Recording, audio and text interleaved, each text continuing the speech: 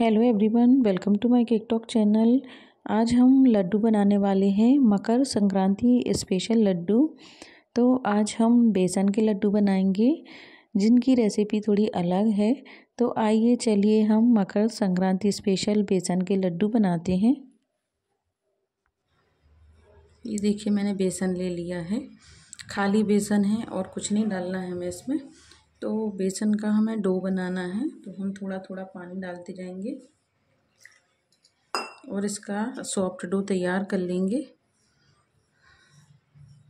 बेसन के लड्डू कई तरह के बनते हैं दोस्तों, तो सबका तरीका अलग अलग होता है बनाने का। मैं ये पूड़ी बना के फिर उसको पीस के लड्डू बनाऊंगी। तो इस तरह से लड्डू भी बहुत टेस्टी लगते हैं और हमारे यहाँ मकर संक्रांति में इसी तरह के लड्डू बनते हैं। बेसन को पहले उसका डो बनाते हैं, फिर पूड़ी बनाते हैं। पूड़ी बनाने के बाद उसको मिक्सी में से पीस के फिर लड्डू बनते हैं। तो इस तरह से आज हम लड्डू बनाने वाले हैं। तो आप वीडियो को अंत तक देखिएगा, क्योंकि इस तरह के लड्डू बनाने में तो थोड़ा सा इसकी प्रोसेस अलग है, पर बहुत ही टेस्टी बनते हैं, बहुत ही अच्छे लगते हैं। तो देखिए हम इसका डो तैयार कर लेंगे। तो देखिए मैंने इसका डो लगा लिया है, थोड़ा सा सॉफ्ट ही डो है। तो देखिए इस तरह से हमें इसका डो बना लेना है। अब इसको हम लंबा लंबा करके लोइयाँ तोड़ लेंगे और हमें इसकी पूड़ी तलना है। तो अब हम पूड़ी तलते हैं। ये देखिए मैंने कढ़ाई में घी डाल दिया है गरम होने के लिए और गैस की फ्लेम को ऑन कर दिया है। अब हमने जो बेसन का डो लगा के रखा था, अब हमें उसकी पूड़ी बेलना है। तो घी गरम हो रहा है, तब तक हम पूड़ी बेल लेते हैं। तो ये देखिए हम इसकी लोइयाँ तोड़ लेंगे। ये हमने डो लगा के रखा था।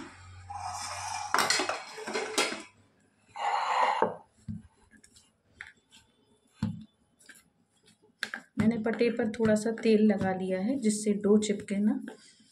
और देखिए इस तरह से हम छोटी छोटी सी या मीडियम साइज की लोइयाँ बना लें। इसी तरह से हम सारे आटे की लोइयाँ बना लेंगे।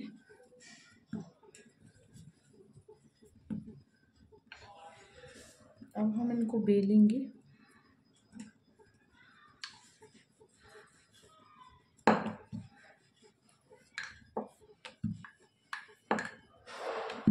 इस तरह से हमें थोड़ी मोटी सी ही बेलना है, ज़्यादा पतली नहीं बेलना है।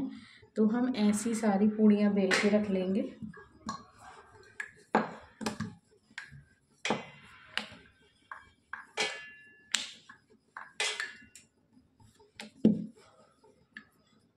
तो देखिए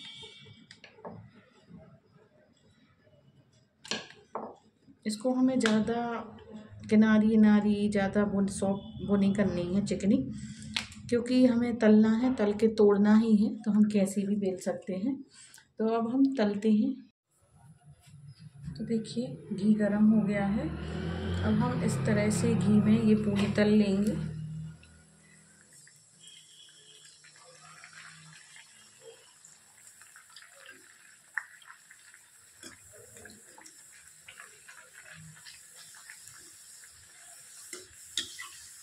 पूड़ी तलने के बाद ये घी बच जाता है, क्योंकि हमें लड्डू में सिर्फ ड्राई फ्रूट सेकने के लिए घी चाहिए पड़ेगा।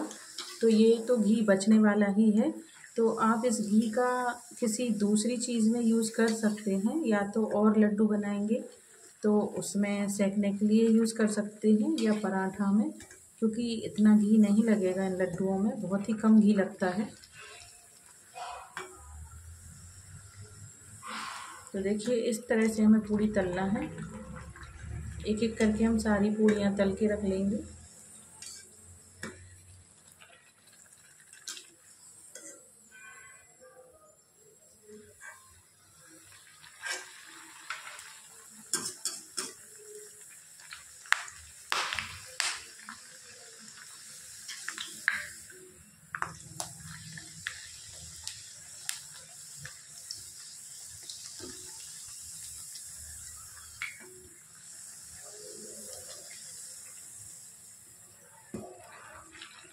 गैस की फ्लेम को हम थोड़ा धीमा कर देंगे क्योंकि घी बहुत ज़्यादा गर्म हो रहा है। तो देखिए इस तरह से हमें सारी पूड़ियाँ तल के रख लेना है। ये देखिए हमारी पूड़ी बनके तैयार हो गई हैं। ये अभी बहुत गर्म है इसलिए इनको हम अभी ऐसे ही छोड़ देंगे, थोड़ा ठंडा होने के लिए रख लेंगे।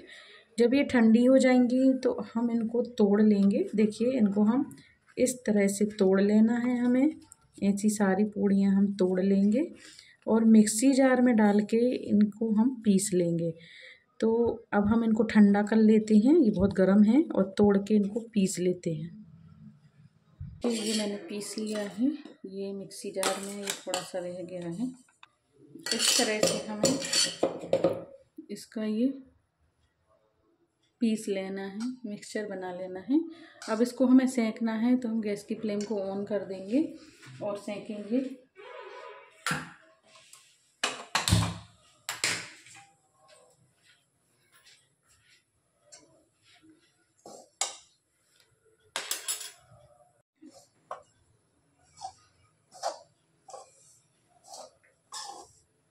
इसको लगातार चलाते हुए हमें सेंकना है जिससे इसका रवा अच्छी तरह से सिक जाए, क्योंकि पूड़ी तलने पर ये पूरी तरह से नहीं पक पाता है बेसन। तो हमें अब पीस के अच्छी तरह से इसको सेंकना है जिससे इसका रवा अच्छी तरह से सिक जाए, ये कच्चा ना रहे। तो जितना हमने ये बेसन लिया था उतनी ही हमें शक्कर डालना है इसमें। तो शक्कर को हम मिक्सी जार में पीस लेंगे, फिर उसको उसकी चाशनी बनाएंगे। तो जितना हमने बेसन लिया था उतनी ही हम शक्कर ले लेंगे और इसको लगातार चलाते हुए सेंकना है हमें।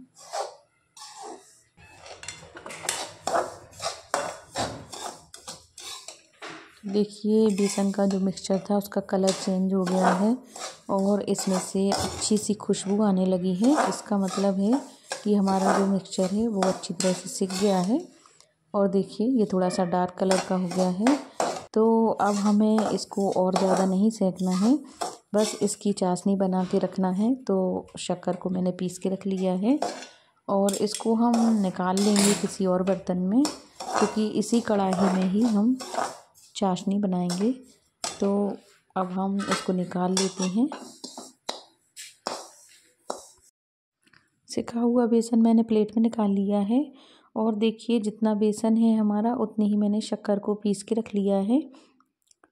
तो अब हम कढ़ाई में शक्कर को डाल देंगे और इसमें पानी डालेंगे। तो हमें 1 कटोरी भर के पानी डालना है, क्योंकि बेसन के लिए हमें थोड़ी पतली चाशनी चाहिए होती है, क्योंकि बेसन का जो रवा होता है वो पानी को एब्जॉर्ब करता है।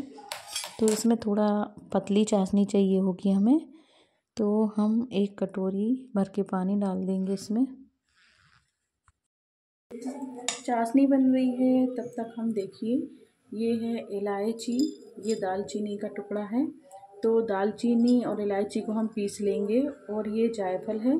तो जायफल को हम थोड़ा सा ऐसे ही घिस लेंगे, हमें केवल इतना ऊपर का भाग ही घिसना है, इतना। तो ये हम अलग से घिस देंगे और दालचीनी और इलायची को पीस लेंगे। तब तक हमारी चाशनी बन रही है।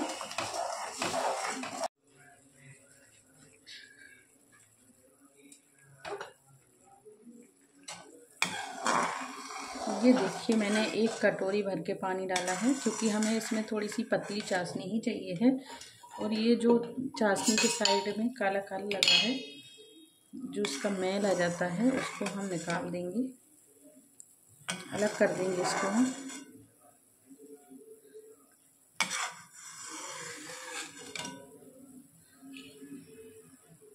शक्कर पीस के डालने से ये देखिए जल्दी मेल्ट हो जाती है। अगर हम पीसते नहीं तो इसको थोड़ा टाइम लगता है पिघलने में। और इसमें थोड़ी हमें पतली चाशनी चाहिए होती है, क्योंकि बेसन फूलता है। तो बेसन का मिक्सचर जब हम इसमें डालेंगे तो वो फूलेगा और एकदम से ड्राई हो जाएगा। तो हमें थोड़ा सा इसकी पतली चाशनी करनी है। तो देखिए चाशनी हमारी उबल गई है और ये लगभग चिपचिपी हो गई है। हमें ऐसी ही चाशनी चाहिए है। तो हम इसको थोड़ी देर और पकाते हैं, फिर मिक्सचर डालते हैं। ये देखिए मैल फिर से आ गया है, तो हम इसको निकाल के जाएंगे।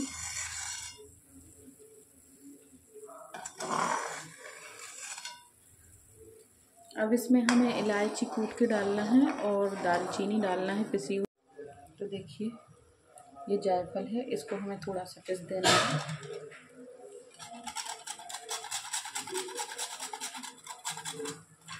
बहुत थोड़ा सा ही किसा है मैंने, देखिए ये थोड़ा सा पिस दिया है। ये इलायची पाउडर है, हमें सब चाशनी में ही डाल देना है। और ये थोड़ा सा दालचीनी पाउडर है।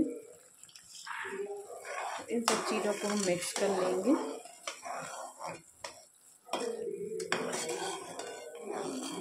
अब हमें इसमें जो सिका हुआ बेसन है वो थोड़ा थोड़ा करके डालते जाना है और मिलाना है इसमें चाशनी में।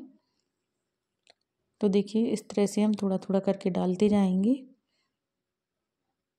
हमें एक साथ पूरा नहीं डालना है क्योंकि कई बार चाशनी कम पड़ जाती है तो ये मिक्सचर टाइट हो जाता है, इसलिए हम थोड़ा थोड़ा डाल के मिक्स करते जाएंगे। तो हमें एक मेज़रमेंट रखना है इसका कि जितनी चाशनी हो उतना ही हमें मिक्सचर बनाना है। और अगर कम बढ़ होता है तो हम दोनों को एक साथ नहीं मिलाते हैं, थोड़ा थोड़ा करके ही मिलाते हैं, जिससे हमें एक अंदाज़ा हो जाता है कि कितनी चाशनी लगना है और कितना मिक्सचर चाहिए हमें। तो बेसन तो फूलता है, इसका रवा फूलेगा। तो मैंने पूरा डाल दिया है और इसको लगातार चलाते हुए पकाना है हमें। अब हमें इसमें देखिए थोड़ा सा हमें मलाई डाल देना है, जो हमारे घर की दूध की फ्रेश मलाई है। आप चाहें तो मावा भी डाल सकते हैं और मलाई से भी अच्छा फ्लेवर आ जाता है, इसलिए मैंने दूध की मलाई डाल दी है। तो देखिए मैंने 2 चम्मच भर के डाल दी है। अब मलाई डाल के हमें इसको अच्छी तरह से मिक्स कर देना है।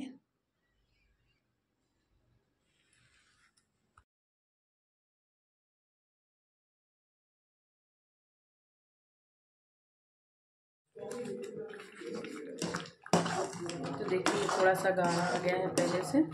अब हमने जो ड्राई फ्रूट सेंक के रखे हैं, ये देखिए मैंने मगज के बीज, किशमिश, बादाम, पिस्ता, चिरौंजी, ये सारी चीज़ें सेंक के रखी हैं, ये हम डाल देंगे इसमें।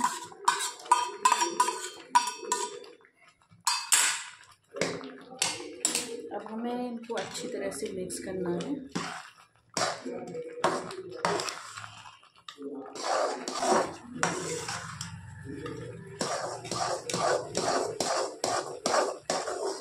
तो देखिए हम इस तरह से इसको चलाएंगे, ये थोड़ा सा ड्राई हो जाएगा चलाते चलाते। हमें इसको थोड़ा ड्राई ही करना है, तभी लड्डू बनेंगे इसके। तो देखिए चलाते चलाते ये थोड़ा टाइट चलने लगता है, तो हमें थोड़ी देर और चलाना है।